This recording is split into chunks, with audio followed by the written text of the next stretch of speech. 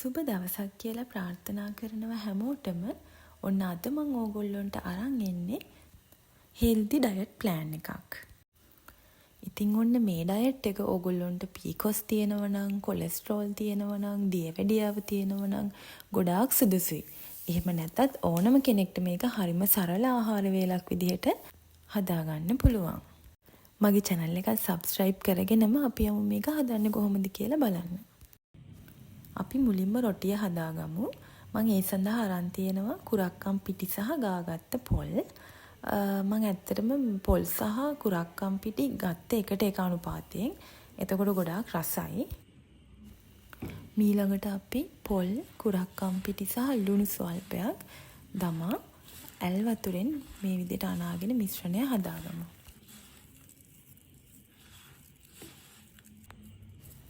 අවසානට මිශ්‍රණය මේ වගේ අතේ ඇලෙන්නේ නැති ගානට එන්න ඕන. ඊළඟට අපි රොටිය හදා ගන්න ඕන. ඒ සඳහා මේ වගේ පිගානක්, එහෙමත් නැත්නම් කෙසෙල් කොලයක්, එහෙමත් නැත්නම් ලයින් ෂීට් එකක් උඩ තියලා තමයි මෙම හදා ගන්න ඕනේ. එතකොට අපිට ගලවන්න හරි ලේසියි.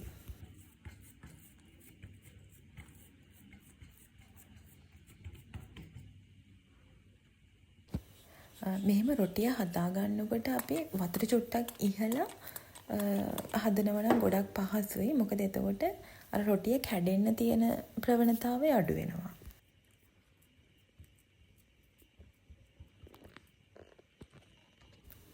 ඊළඟට අපි කබලක් හෝ පෑන් එකක් ලිපේ තියාගෙන ටිකක් රත් වුණාට පස්සේ අර අපි හදාගත්ත රොටි එක මේ විදිහට පෑන් එකට දාගන්නවා.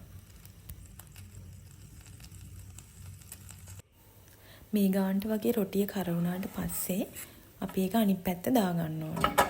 ඇත්තටම මේ වෙලාවේ හරියම සුවඳක් එනවා.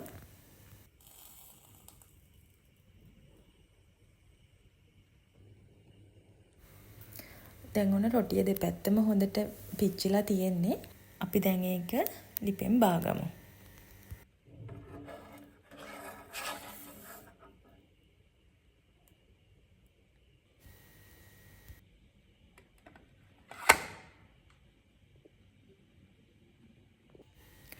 ඉතින් මේ තියෙන්නේ මං හදාගත්ත රොටි දෙක. අපි ඊළඟට බලමු සලාදේ හදාගන්න හැටි. මේ තියෙන්නේ අපි සලාදේ හදන්න ගන්න දේවල්. මුලින්ම අපිට ඕන කරනවා කැරට්. මං ඇත්තටම කැරට් නම් ග්‍රේටර් එකෙන් ගාගත්තේ නැහැ. පිහියෙන් චූටියට කපලා තියෙන්නේ. ඒකට හේතුව තමයි ග්‍රේටර් එකෙන් ගාගත්තම පොඩ්ඩක් දිය ගතිය වගේ වෙනවා.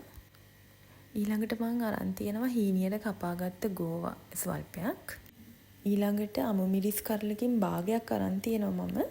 ඔයගොල්ලෝ සැරට කැමති නම් මීට වඩා අමු මිරිස් එකතු කරගත්තට කමක් නැහැ.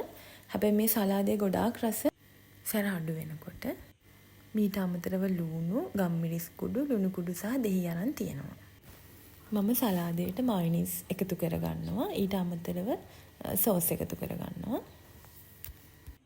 මුලින්ම අපි මයොනීස් ස්වල්පයක් භාජනයට එකතු කරගන්නවා. ඊළඟට ගම්මිරිස් කුඩු එකතු කරගන්නවා.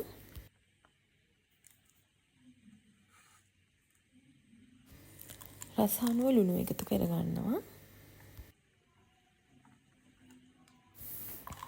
කපාගත් අවු මිරිස් කෑලි ටික එකතු කරගන්නවා. ඊළඟට ලුණු ටික මේ විදිහට අපි භාජනයට දාගන්නවා. ඊට පස්සේ අපි මේක මේ ආකාරයට හොඳින් මිශ්‍ර කරන්න ඕන. අතින් මිශ්‍ර කරත් කමක් නැහැ. දැන් දාගමු අපි කපාගත් ගෝවා ටික, කැරට් ටික,